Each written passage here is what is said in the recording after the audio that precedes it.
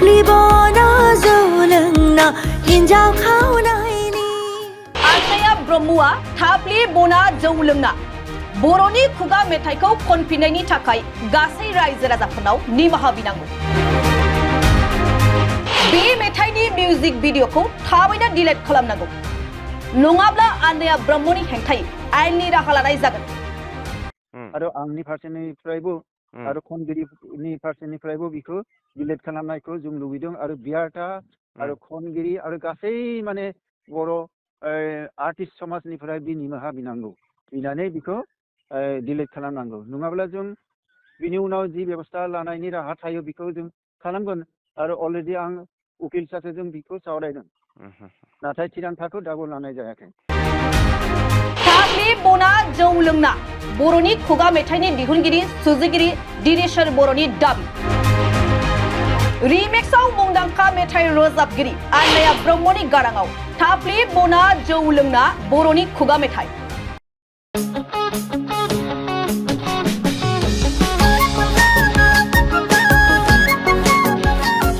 थाखानाय बर'नि खुगा मेथाइखौ फोजोबस्रांनो नाजादों नामा मेथाइ रोजाबगिरि आनैया ब्रह्मआ? रायजो राजाफोरनि गेजेराव सोंथि सिखारदों। आनैया ब्रह्मआ बे खुगा मेथाइखौ गोदानै दिहुनफिननो थाखाय मेथाइ दिहुनगिरि सुजुगिरि आरो नंगुबै मेथाइ रोजाबगिरिनि गनायथि लादोंना लायाखै? थांनाय सानखालि रिलिज खालामनाय आनैया ब्रह्मनि रोजाबनाय थाफ्लि बना जौ लोंना बर' खुगा मेथाइखौ गनायना लानो हायाखै बर' रायजो राजाफ्रा। बायदि बायदि रावजों सोंखारिदों आरो सोंथि सिखारदों मेथाइ खोनासंगिरि महरगिरि आरो बर' रायजो राजाफोरनि गेजेराव। गनायथि गैयाजासे मुस्रिमा बिमला बर'नि मिलौदो गारांजों रोजाबनाय बर'नि खुगा मेथाइ थाफ्लि बना जौ लोंना मेथाइया माबोरै गोदान महर मोनखो? थाफ्लि बना जौ लोंना हिन्जाव खावनायनि बे समाव नोंथांमोना खोनासंदो मेथाइ दिहुनगिरि आरो मेथाइ सुजुगिरि दिनेशर बर'जों बड'सानि खौरांगिरि सोरांसार बाग्लारिया जानबुंनि गेजेरजों सावरायनाय मोनसे कल रेकर्डखौ। गिबियावनो खुलुमबाय सार, खुलुमबाय। नोंथांखौ जोंनि चेनेलाव बरायग्रोनाय जाबाय। जिहेतु जों खोनाबाय थादों नैबे समाव जि थाफ्लि बना मोसानाय जि फेमास जितु फक सं गोदोनि जितु मुंदांखा मेथाइ, दा बेखौ गोदान मोनसे रिमिक्स आनैया ब्रह्म होननाय सासे सिंगार जोंनि बर' हारिनिनो जितु मेथाइ रोजाबगिरि बिथाङा दा बेयाव मैया बे भिडिअखौ रिलिज होबाय। बिनि सोमोन्दै आंनो एसे आं नोंथांनिफ्राय मिथिनो नाजादों बे समाव। दा बै थाफ्लि बना जौ लोंना बे मेथाइखौ जों बियारटा एबा Bodo' radio and TV artist association होननानै मोनसे संगठन दङ। बि सानबायखि मा जोंनि बर' रेडिअ आर्टिस्टफ्रा निखावरि, बिनि थाखाय बिसोरनि गारांनि जेबो नेरसोन उनहालागै दिनलांनो हाया। बेनिफ्राय बिसोरनि गारांखौ उनहालागै जाहाथे नांगौब्ला मोननो हायो, माबा जाहोना नांगौब्ला मोननो हानाय बायदियै बर' रेडिअ एन्ड टिभि आर्टिस्ट एस'सियेसना 2001आवनो रैसुमै खबाम होननानै मोनसे केसेट दिहुननायमोन, अडिअ केसेट। बे केसेटआवनो बे मेथाइखौ बिमला बर'आ खननायमोन आरो बेखौ आं गावनो प्रडिउस खालामनायमोन। बियारटानि आं बे समावबो बोसोनगिरिमोन आरो दाबो बोसोनगिरि जानानै दङ। दा बेखौनो बि इउटिउबाव मोननानै लांदों, लांनानै बेखौ गावनि बायदिहै बेखौ खनदों। दा खनदों बि माने बियारटायाबो राइटखौ अलराइट रिजार्भ खालामदों आरो खनगिरिनि फारसेनिफ्रायबो राइटआ रिजार्भ दङ। बेबायदियाव बियारटा एबा खनगिरि आरो प्रडिउसार बिसोरखौ सङा जासेनो बि माबोरै लांनानै खनदों मिथिनो हाया।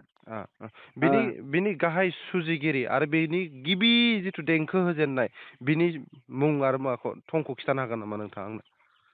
गिबि होननानैथ' जेबो गैया, आं बिखौ सुजुदों। बे माने बर' माहारिनि जि हारिमुखौ माने एसे माने मानसिफोरखौ मिथिहोनो थाखाय आरो उदालगुरि जिल्लानि मोननैसो भुमखौराङारि आरो सोदोब बेयाव बाहायदों। जेरैबायदि भुमखौरां बिजाबाव जायखौ नवा दुइसा होननानै बुङो, बे ओनसोलाव बेखौ बोरला दैसा होननानै बुङो बै बोरला दैसाखौ स्टाब्लिश खालामनो थाखाय औ आरो मज्लायखौ गुबुन जोंनि स्टेन्डार्डआव फैजोमा होनो औ औ नाथाय बेयाव आं मज्लाय सोदोबखौ बाहायदों औ बेबायदि बाहायनानै मज्लाय सोदोब आरो बोरला दैसा बे मोननैखौ स्टाब्लिश खालामनाया आंनि थांखिमोन बिनि उनाव बिखौ माबोरैहाय खनदों माने सोदोबफोरबो गोरोन्थि हयथ' बि माबा बर' रोङा नामा सोदोबफोरखौ जेरैबायदि गोरोन्थि खालामनानै खनदों बिनि जेबो ओंथियानो ओंखारा थारमाने जि दायो आनैया ब्रह्मआ बे मेथाइखौ जिथु लांनानै गोदान मोनसे महर होदों थारमाने बिनि आन्दोआव थारमाने नोंथांमोननिफ्राय जेबो कनसार्न गैयाबालानो थारमाने आनैया ब्रह्मआ बे खामानिखौ मावदों नामा ना मा बुङो नोंथाङा बेबायदिनो खालामदों जोंखौ सिङावहा मिथिहोआ जासेनो लांदों आरो बिनि उनाव जेब्ला मैया बहुत कमेन्ट ओंखारबाय बिनि हेंथायै कमेन्ट ओंखारनायाव जोबथानायाव माने उनाव आरो आंनि मुंखौ कालेक्टर होननानै बेयाव सुफिनदों आरो उनावसो दे बि सिगाङाव नङा माने अन्तत नियारलि 350सो कमेन्ट थांदों बेयाव जायफोरा इंराजियाव कमेन्ट लिरदों बिनि हेंथायै लिरनायफोरखौ सब माने डिलिट खालामदों नाथाय बि बर' रङाबो जानो हागौ बिनि थाखाय बर'आव जायफोर कमेन्ट लिरदों बेफोरखौ बि डिलिट खालामाखै नोंथाङा बेखौ बे इउटिउबाव थांनानै नायब्लानो मिथिगोन आरो निस्सय निस्सय निस्सय निस्सय दा नोंथांमोना बिनि सायाव बा नैबे मेथाइनि सायाव माबाफोर बेबायदि राहा लानायनि बेबस्थाफोर सानलायनाय जादों नामा राहा लानायनि माने जों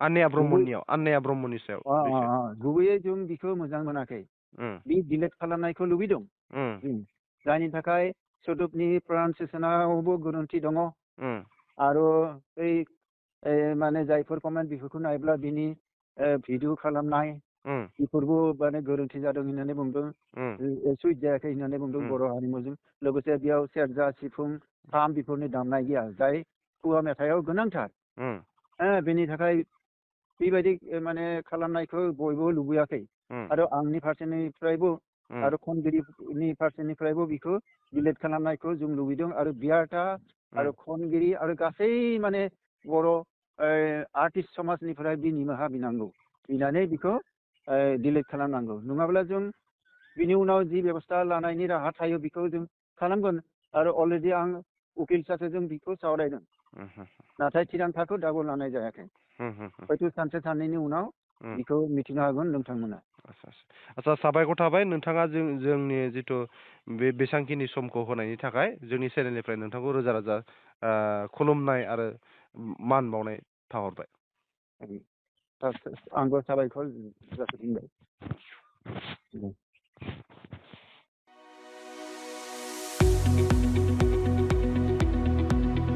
गुनगोनां सोलोंथाइ लानो गोसो गुदुं फरायसाफोरनि थाखाय गोजोनथाव खौरां